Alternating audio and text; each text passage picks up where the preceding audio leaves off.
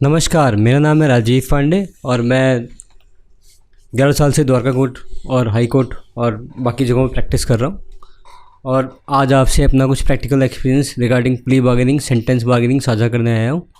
इससे पहले भी मैं एक वीडियो बना चुका हूँ प्ली बार्गेनिंग पे, लिंक इसके अंदर दे रखा है वीडियो के अंदर, आप देख लें, और डिस्क्रिप्शन में भी दे रखा है लिंक।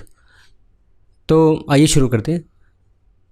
सबसे पहले तो प्ली बार्गेनिंग के 3 टाइप्स होते हैं जो बाहर के देशों में माने जाते हैं: फैक्ट बार्गेनिंग, चार्ज बार्गेनिंग और सेंटेंस बार्गेनिंग। हमारे यहाँ सिर्फ सेंटेंस बार्गेनिंग चलता है, ठीक है। फैक्ट बार्गेनिंग और चार्ज बार्गेनिंग नहीं चलता, सिर्फ सेंटेंस बार्गेनिंग चलता है। अब आइए बात करते हैं सेंटेंस बार्गेनिंग और 265A से शुरू करते हैं। 265A बेसिकली क्या है कि पुलिस रिपोर्ट जो है ना, पुलिस रिपोर्ट और प्राइवेट कंप्लेंट, 2 तरीके से क्रिमिनल प्रोसिक्यूशन मोशन में आता है, थ्रू पुलिस रिपोर्ट या फिर through private complaint. Police report magistrate के आगे 173 में फाइल होती है, जो 190 में जिसका जज साहब कॉग्निजेंस लेते हैं, संज्ञान लेते हैं। और प्राइवेट कंप्लेंट जो होती है वो 200 में फाइल होती है और 204 में समनिंग के बाद ही एक्यूज इस प्रोविज़न का यूटिलाइजेशन कर सकता है। तो इस प्रोविज़न को मोशन में एप्लीकेबल बनाने के लिए, मोशन में लाने के लिए सबसे ज़रूरी है कि या तो पुलिस रिपोर्ट पे कॉग्निजेंस लिया जाए अंडर सेक्शन 190, या फिर प्राइवेट कंप्लेंट पे 204 का प्रोसेस इशू हो बाई मजिस्ट्रेट। 2 बातें हैं। अब इसके अलावा जो और ध्यान में रखने वाली बात है कि कहाँ कहाँ पे प्ली बार्गेनिंग अप्लाई नहीं करती, तो पहले भी मैं बता चुका हूँ, फिर भी ब्रीफली कह रहा हूँ कि 6-7 जगह हैं। पहली जगह जहाँ पे डेथ सेंटेंस हो, दूसरी जगह जहाँ पे लाइफ सेंटेंस हो, तीसरा जहाँ पर 7 साल से ज़्यादा की सज़ा हो, चौथा सोशियो इकोनॉमिक ऑफेंस, 5वां अगेंस्ट वुमेन ऑफेंस, 6ठा चाइल्ड बिलो 14 ईयर्स। इसके अलावा जो भी केसेस होते हैं उनमें जनरली आप प्ली बार्गेनिंग लगा सकते हैं, लेकिन फिर भी कुछ एक्सेप्शंस हैं। अब जैसे कि जो किताबों में आपको नहीं मिलेगा देखने के लिए, प्ली बार्गेनिंग में भी नहीं मिलेगा देखने के लिए, drink and driving, section 185 MB act, motor vehicle act, आप प्ली बार्गेनिंग नहीं फाइल कर सकते। Even being a summary trial आप प्ली बार्गेनिंग नहीं फाइल कर सकते, ठीक है। उस तरीके से 304A motor accident negligent driving, वहाँ पे भी आप प्ली बार्गेनिंग फाइल नहीं कर सकते, ठीक है। तो कुछ ऐसी जगह हैं जहाँ पे समरी ट्रायल होते हुए भी आप प्ली बार्गेनिंग फाइल नहीं कर सकते। इसके अलावा जितने भी समरी ट्रायल्स हैं जहाँ पे 2 साल से कम की सज़ा है, वहाँ पे आप प्ली बार्गेनिंग फाइल कर सकते हैं। जैसे थेफ्ट के केसेस हो गए, या फिर टाउटिंग के, या फिर एक्साइज एक्ट के केसेस हो गए। कई सारे ऐसे केसेस हैं, क्रिमिनल एक्ट्स हैं, बेयर एक्ट्स हैं, जिनमें कि आप प्ली बार्गेनिंग फाइल कर सकते हैं। इसके अलावा और जो जितने भी समरी ट्रायल्स हैं। अब हम चलते हैं 265B की तरफ। 265B का जो एक है ना, बड़ा सिंपल है भाई, एप्लीकेशन फाइल होगी 265B के अंदर, ये 265B क्लॉज 1 के अंदर। उस एप्लीकेशन में कंटेंट्स ऑफ सेंटेंस जो भी आपके खिलाफ एलिगेशन हैं एक्यूज के खिलाफ वो लिखे होंगे, और एक एफिडेविट, सॉन एफिडेविट होगा जो कि ये कह रहा होगा कि ये वॉलंटरली ये फाइल किया गया है जो एप्लीकेशन है, और मेरे ऊपर कोई प्रीवियस कन्विक्शन सिमिलर ऑफेंस में नहीं है, ठीक है। 265B clause 3 notice. 265B clause 3 में बेसिकली मजिस्ट्रेट साहब नोटिस इशू करते हैं, किसको? कंप्लेनेंट को, पब्लिक प्रोसिक्यूटर को, एक्यूज को और विक्टिम को, मतलब कंप्लेनेंट या विक्टिम जो भी है उसको। कंप्लेनेंट और विक्टिम कभी कभी अलग अलग हो सकते हैं। कंप्लेनेंट वो बंदा होता है जो कंप्लेंट करता है, विक्टिम वो बंदा होता है जो इंज्योर्ड हुआ होता है। तो आप कंफ्यूज ना करें, कई बार ऐसा हो सकता है कि कंप्लेनेंट और विक्टिम अलग अलग हो, ठीक है। हर केस में कंपलसरी नहीं है कि कंप्लेनेंट और विक्टिम एक ही पर्सन हो। कंप्लेंट कोई भी कर सकता है, क्रिमिनल प्रोसिक्यूशन को मोशन में कोई भी लेके आ सकता है, और जो मोशन में लेके आएगा वो कंप्लेंट करने वाला होगा। लेकिन कई बार इंज्योर्ड अलग होता है और कंप्लेंट अलग होता है। इवन इन माइनर केसेस भी कंप्लेनेंट और इंज्योर्ड अलग अलग हो सकते हैं, ठीक है। 265B का क्लॉज 4 जो है ना, वो ये कहता है कि म्यूचुअल सेटिस्फैक्शन डिस्पोजिशन के थ्रू जो भी पार्टीज़ वहाँ पे मौजूद हैं, कंप्लेनेंट, इंज्योर्ड, पब्लिक प्रोसिक्यूटर साहब, इन्वेस्टिगेटिंग ऑफिसर आएगा वो, और एक्यूज पर्सन, उन सब के बीच में म्यूचुअल सेटिस्फैक्शन डिस्पोजिशन होगा, ठीक है। और उसका ही नीचे वाला क्लॉज जो B क्लॉज है वो ये कहता है कि अगर ये MSD नहीं हुई तो फेल हो गई, तो फिर वो जो केस है वो वापस उसी स्टेज पे चला जाएगा जिस स्टेज से वो चलना शुरू हुआ था, ठीक है। 265C basically mutual satisfaction disposition की गाइडलाइंस है, ठीक है। वही नॉर्मल सी बातें बताई गई, जनरल सी बातें बताई गई, कुछ स्पेशल नहीं है। 265D ये है कि जब जज साहब करवा लेंगे MSD म्यूचुअल सेटिस्फेक्शन डिस्पोजिशन सारी पार्टीज़ के बीच में, तो उस पर पहले जो कंप्लेनेंट है वो साइन करेगा, पब्लिक प्रोसिक्यूटर साहब साइन करेंगे, आईओ आइडेंटिफाई करने के लिए साइन करेगा। आईओ के बारे में हालांकि बताया नहीं है, लेकिन प्रैक्टिकल आस्पेक्ट में आईओ भी साइन करता है आइडेंटिफाई करने के लिए कंप्लेनेंट या विक्टिम को। उसके अलावा एक्यूज साइन करेगा, ठीक है। और उसके बाद जज साहब उसको अटेस्ट कर देंगे, या जज साहब उस पर उसको बेसिकली लास्ट में उसको ऑथराइज़ कर देंगे, अटेस्टेशन कर देंगे अपनी। तो ये आपका 265D हो गया। अब 265E क्या कहता है? 265E जो है बेसिकली वो डिस्पोजल ऑफ द केस है। पहला क्लॉज कहता है कि भाई जो म्यूचुअल सेटिस्फेक्शन डिस्पोजिशन में कंपनसेशन की बात की गई थी कंप्लेनेंट के साथ, वो कंपनसेशन उसे दे दिया जाएगा, ठीक है। उसके बाद एडमोनिशन के लिए या फिर प्रोबेशन के लिए या फिर गुड कंडक्ट के बॉन्ड के लिए जज साहब देखेंगे क्या करना है क्या नहीं करना। उसके लिए जब 265E के क्लॉज B में जब जाते हैं तो वहाँ पे जज साहब ये देखते हैं कि इसे गुड कंडक्ट के बॉन्ड पे छोड़ना है या इसे प्रोबेशन के बॉन्ड पे छोड़ना है या इनको एडमोनिशन पे छोड़ना है, ठीक है। अब यहाँ पे एडमोनिशन में आगे जाकर के डिफ़ाइन करूँगा, आप वीडियो में बने रहिएगा, ताकि अगर आपको देखना है कि प्रोबेशन जो है बेसिकली क्या है, कहाँ कहाँ प्रोबेशन अप्लाई कर सकते हैं इस केस के अंदर, थोड़ा बहुत हल्का सा मैंने ब्रीफ डिस्क्रिप्शन उसका भी दिया है। चलिए आगे चलते हैं। 265 क्लॉज F जो है वो ये कहता है कि भाई ये जो जजमेंट है, ये 265 क्लॉज F भी इसका बहुत सिंपल सा क्लॉज है। जनरली कोई भी जजमेंट होती है वो ओपन कोर्ट में दी जाती है, तो ये भी बेसिकली प्ली बार्गेनिंग में भी जो जजमेंट दी जाएगी वो ओपन कोर्ट में दी जाएगी। और 265F जो है ना, ये आपको यही समझा रहा है कि ओपन कोर्ट में जजमेंट दी जाएगी। सेक्शन 327 CRPC भी यही कहता है, कोर्ट टू बी ओपन। ये कोर्ट की ट्रांसपेरेंसी और गरिमा को मेंटेन करने के लिए होता है, ठीक है। अब 265G जो है वो ये कहता है कि जो जजमेंट दी जाएगी वो फाइनल जजमेंट होगी, उसके खिलाफ आप सेशन कोर्ट में तो कोई अपील नहीं कर सकते, ना MM कोर्ट में कोई अपील कर सकते, ठीक है। तो अब इसलिए यहाँ पे एक एडवोकेट का आपके साथ होना ज़रूरी है। एडवोकेट का होना क्यों ज़रूरी है ये भी मैं आपको आगे जाके बताऊंगा इस वीडियो के अंदर। 265H जो है वो ये है कि power of the court. Power of the court जो है वो पावर जो है ना इस 265H के अंदर जो पावर्स दी गई हैं प्ली बार्गेनिंग कोर्ट को, वो सेम टू अ मजिस्ट्रेट दी गई हैं, ठीक है। जो पावर्स मजिस्ट्रेट के साहब के पास होती हैं वही पावर प्ली बार्गेनिंग कोर्ट के पास भी होती है, और वो कंपाउंडिंग, चार्ज फ्रेमिंग सारे काम करा सकते हैं।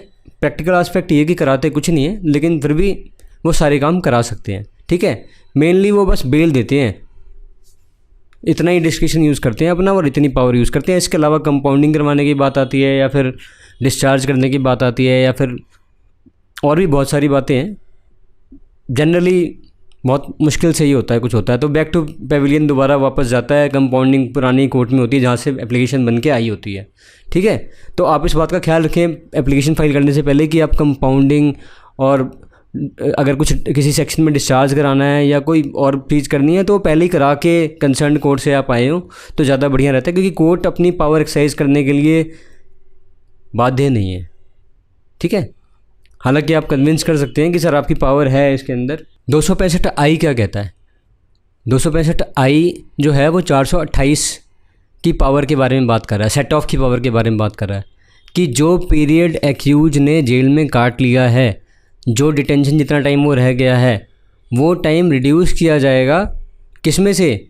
जो पनिशमेंट उसको दी जा रही है क्लॉज 265E के अंदर जो उसको पनिशमेंट दी जा रही थी ना 1/4 की और वो 1/2 की, 1/4 की मैक्सिमम सेंटेंस में से और 1/2 की मिनिमम सेंटेंस। 265I जो है ना वो ये कहता है कि 428 की पावर यूज़ कर सकते हैं जज साहब, ठीक है। सेट ऑफ की पावर यूज़ कर सकते हैं जज साहब।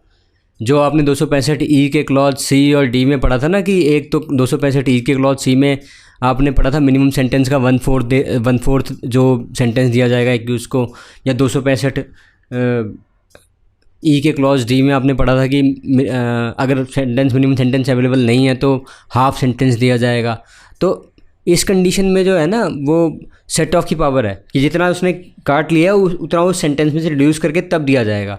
हालांकि जज साहब के पास तो TCR की पावर भी होती है, लेकिन वो चाहें तो यूज़ कर सकते हैं। यहाँ डिस्क्रिशन बहुत ज़्यादा है कोर्ट का, प्ली बार्गेनिंग कोर्ट का।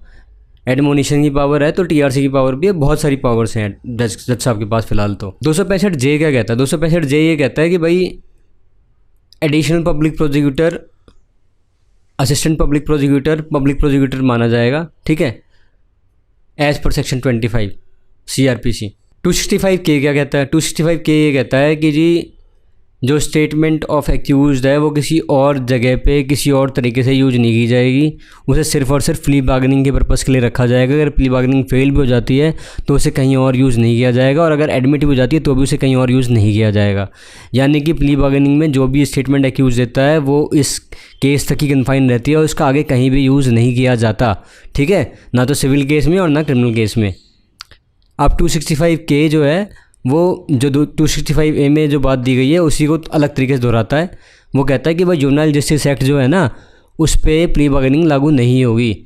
वैसे यहाँ जानने वाली बात यह है कि जुवेनाइल जस्टिस एक्ट पे तो CRPC भी ठीक से लागू नहीं होती। अगर JJ एक्ट के अंदर एक बंदा मर्डर करके भी आता है ना 18 साल से नीचे का लड़का, तो उस पर सिर्फ नोटिस फ्रेम होता है और उसे 3 साल से ज़्यादा आप नहीं सज़ा दे सकते। तो अब इसके अलावा आगे चलते हैं, आगे क्या है। मैंने कहा था आपसे कि हम प्रोबेशन ऑफ ऑफेंडर्स एक्ट के बारे में पढ़ेंगे, तो अब हम प्रोबेशन ऑफ ऑफेंडर्स एक्ट के बारे में थोड़ा बहुत यहाँ जानेंगे कि प्रोबेशन ऑफ ऑफेंडर्स एक्ट किन किन कंडीशंस में कैसे कैसे अप्लाई होता है। प्ली बार्गेनिंग में प्रोबेशन ऑफ ऑफेंडर्स एक्ट 1958 की बात की गई है। प्रोबेशन ऑफ ऑफेंडर्स एक्ट जो है सेक्शन 3 और 4 वो लाइफ इम्प्रिजनमेंट और डेथ सेंटेंस पर अप्लाई नहीं करता, ठीक है। उसके अलावा हर कंडीशन में अप्लाई करता है अगर फर्स्ट टाइम ऑफेंडर है तो, ठीक है। तो अगर बंदा 21 साल से नीचे का नहीं है तो उस कंडीशन में सर्कमस्टांसेस ऑफ द केस, ठीक है, nature of offence, character of accused, ये सारी चीज़ें कंसिडरेशन का पार्ट बन जाती हैं एक जज साहब के लिए। और जज साहब इसी के रिगार्डिंग प्रोबेशन ऑफिसर से रिपोर्ट मांगते हैं, और जज साहब चाहें तो प्रोबेशन ऑफिसर की रिपोर्ट पर एक्यूज़ को छोड़ भी सकते हैं, या फिर उसे किसी पर्टिकुलर प्रोबेशन पीरियड के लिए छोड़ सकते हैं, और उसमें प्रोबेशन ऑफिसर को डायरेक्ट कर देंगे कि भाई आप जो है टाइम टू टाइम इसकी रिपोर्ट लेते रहिए, ठीक है। अब इसके अलावा section 6 probation of offenders act 1958 एक बहुत अच्छी बात करता है जो हमारे नौजवानों के बारे में है। 6 ये कहता है कि अगर 21 साल से कम का कोई नवयुवक गलती से पहली बार अपराध कर बैठता है और जो अपराध लाइफ इम्प्रिजनमेंट या डेथ सेंटेंस में कवर नहीं होता, तो ऐसे अपराध के लिए प्रोबेशन ऑफ ऑफेंडर्स एक्ट की एप्लीकेशन सेक्शन 6 में लगाई जा सकती है, और इससे अपराधी को ये फ़ायदा होगा कि कोर्ट उसे छोड़ सकती है प्रोबेशन बॉन्ड पे, ठीक है, या उसको 2-3 साल के प्रोबेशन पीरियड पे छोड़ सकती है, जिसमें अगर वो दोबारा अपराध करता है तो उसे दोबारा बुलाया जा सकता है, ठीक है। और अगर कोर्ट ऐसी सेक्शन 6 की एप्लीकेशन आने पर 21 साल से कम के नवयुवक के लिए अगर नहीं छोड़ती उसे प्रोबेशन पे, जहाँ लाइफ सेंटेंस और डेथ सेंटेंस नहीं है, तो ऐसे में जज साहब को, मजिस्ट्रेट साहब को रीज़न देना पड़ता है कि भाई मैं इसे क्यों नहीं छोड़ रहा, ऐसा क्या देख लिया मैंने इस केस के अंदर जो मैं इसे नहीं छोड़ रहा, ठीक है। तो ये जज साहब को अपने ऑर्डर में डिटेल तरीके से लिखवाना पड़ता है, सब्जेक्ट टू अगर आपने एप्लीकेशन फ़ाइल की है तो। अगर आपने एप्लीकेशन फ़ाइल नहीं की तो फिर तो क्या कर सकते हैं, फिर तो कुछ कर ही नहीं सकते, ठीक है। तो सिर्फ प्ली बार्गेनिंग की बात नहीं कर रहा मैं, कई बार ऐसा होता है कि 7 साल या 8 साल या 10 साल की सज़ा हो रखी है एक्यूज़ को जो 21 साल से कम का नवयुवक है, तो उस पर भी ये चीज़ अप्लाई करती है, ठीक है। आपको बेसिकली देखना ये है कि क्या ये एप्लीकेशन इस पर अप्लाई कर रही है और क्या ये लड़का 21 साल से कम का है। प्रोबेशन ऑफिसर 21 साल से कम का लड़का जब होगा तो उसके लिए क्या क्या दिखेगा भाई। अब चूँकि आपने एप्लीकेशन लगा दी है, जज साहब भी बाध्य हैं, एक तो प्ली बार्गेनिंग, ऊपर से आपने एप्लीकेशन लगा दी सेक्शन 6 की, 21 साल से कम का लड़का, अब तो जज साहब को भी जजमेंट देनी पड़ेगी उसके हिसाब से। तो जज साहब रिपोर्ट मंगवाएंगे प्रोबेशन ऑफिसर से, जिसमें कि वो प्रोबेशन ऑफिसर लड़के की मोरल रिपोर्ट देगा कि लड़का मोरली कैसा है, उसका कैरेक्टर कैसा है, उसकी फ़िज़िकल कंडीशन की देगा, मेंटल कंडीशन के बारे में बताएगा कि इसका मेंटल कंडीशन कैसा है लड़के का, फ़िज़िकल कंडीशन में उसकी वेल्थ के बारे में बताएगा कि काम करता है, क्या काम करता है, क्या काम नहीं करता, मतलब ओवरऑल उसका सारा सोशल बैकग्राउंड रिपोर्ट देगा जो कि प्रोबेशन ऑफिसर काम होता है। ये हो गया आपका प्रोबेशन ऑफ ऑफेंडर्स एक्ट, थोड़ा सा हल्का सा कवर। ठीक है, अब आगे चलते हैं। भाई प्ली बार्गेनिंग में आपको वकील करने की आवश्यकता नहीं है, ऐसा लिखा हुआ है इसके अंदर, अगर आप पढ़ेंगे तो। Without you can also appear without pleader, you can also file the plea bargaining application without pleader. ठीक है, मगर क्या आपको plea bargaining application without pleader file करनी चाहिए? क्या जस्टिफाइबल है फॉर एन एक्यूज पर्सन? अब मैं आपसे पूछता हूँ कि सपोज़ कीजिए कि मैं एक एक्यूज़ हूँ, पुलिस ने मेरे खिलाफ पर्चा फाइल किया, अगर केस प्रूव हो जाएगा तो फ़ायदा पुलिस का, प्रमोशन पुलिस की। ठीक है, चाहे गलत फाइल किया हो चाहे सही फाइल किया हो। पब्लिक प्रोसिक्यूटर को तनख्वाह मिल रही है कि वो प्रोसिक्यूशन को चलाए, यानी कि मेरे खिलाफ केस लड़े, तो जाहिर सी बात है वो मेरे बेनिफिट की बात को शायद ही करने वाला है, नहीं करेगा, मुश्किल ही करेगा अगर करेगा तो। अब आ गई जज साहब पे बात। भाई जज साहब बायस कैसे हो सकते हैं? जज साहब तो जज साहब हैं, वो तो अपना काम करेंगे। ठीक है, ना तो वो इस तरफ के ना वो उस तरफ के। और वैसे भी जज साहब को भी क्या मतलब है, केस डिस्पोज ऑफ करना है। सेंटेंस बार्गेनिंग कर रहे हो आप, तो प्ली बार्गेनिंग कहाँ कर रहे हो? इंडिया में तो सेंटेंस बार्गेनिंग है ना, ये तो पता ही होगा आपको। अब तक इतना सुनने के बाद पता है, आप पता लग गया होगा आपको कि आप सज़ा के ऊपर बार्गेनिंग करते हो। तो ऐसे में आपकी फिर मदद करेगा कौन? कौन बच गया आपके लिए? अरे वकील ही तो मदद करेगा, वही तो बताएगा कि जी ये जो ऑफेंस है इसमें कंपाउंडिंग हो सकती है, आप इसमें प्ली बार्गेनिंग मत लगाओ, इस ऑफेंस में आप डिस्चार्ज हो सकते हो, यहाँ पे प्ली बार्गेनिंग मत लगाओ। तो ओवरऑल जो है ना, वकील ही आपकी मदद करेगा हर तरफ से। जब वहाँ सेंटेंस बार्गेनिंग होगी कोर्ट में, तो उसको पता होगा फैक्ट्स के बारे में, तो वो वहाँ पे भी बताएगा कि भाई इस केस के प्रूव होने के कितने चांसेस है, कितने चांसेस नहीं है। तो वो सारी चीज़ें जज साहब के आगे आर्गुमेंट करने की पावर तो होती है वकील साहब के पास, प्ली बार्गेनिंग में भी, even at the time of sentence. तो एक वकील को पता होता है कि किस केस में कैसे, कहाँ, कितना बोलना और कितना नहीं बोलना। अब आपसे मैं थोड़ा और अगर खुल के बात करूं, तो अगर आप जंगल में जाएं तो क्या आप वहाँ पे शेर पे रिलाई करेंगे कि भाई शेर मुझे नहीं खाएगा, ठीक है, या सियार मुझे नहीं खाएगा, या चीता मेरा शिकार नहीं करेगा, ठीक है, या जंगली भेड़िया मुझ पे आक्रमण नहीं करेगा? जंगल में आपके साथ क्या है? मैं कह रहा हूँ अगर एक टॉर्च भी आपके हाथ में है तो वो वकील है। ठीक है, अगर आप एक्यूज्ड हैं तो टॉर्च आपके हाथ में जो रखी हुई है वो एडवोकेट है, वो आपको कम से कम रोशनी दिखाएगी। उस रोशनी से हो सकता है आप बच ना पाएँ, लेकिन सहारा बहुत रहेगा आपके पास। कभी कभी डूबते को तिनके सहारा मिल जाता है। अगर आपके पास हथियार है तो वो भी एक वकील ही है।